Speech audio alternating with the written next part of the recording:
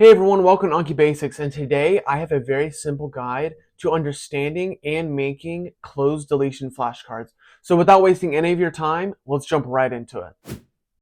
Okay, so after making many flashcards, it's thousands, it started to get a little boring and repetitive. But then I realized that Anki has so much more to offer than just the typical front and back type flashcards. So then I discovered closed deletion. Now, what is closed deletion? Well, closed deletion simply is a fill in the blank flashcard rather than a front and back. So if you've had any education, you've been through middle school, you've always known those just fill in the blank type flashcards, whether it be a poem or something like that. So let me show you how to make them.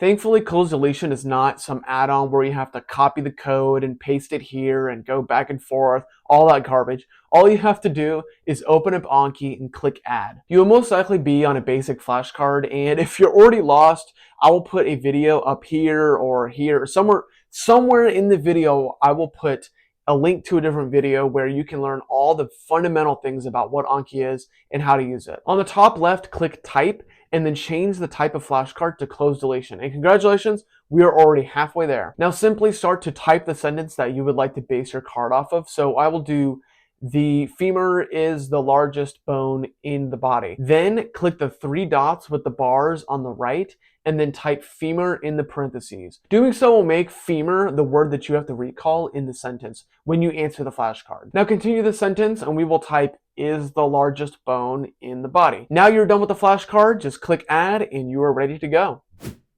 But if you would like additional info to help you remember the card, so let's say for the femur flashcard, we want to say that the femur is in the thigh and the thigh is the largest part of the leg. All you have to do is click back extra and then type that sentence in. So now when you answer the flashcard, it will show the blue femur and then will also show the sentence that you put in. If you want multiple fill in the blanks on the flashcard, all you have to do is add multiple closed deletion parentheses, like $3 thingies.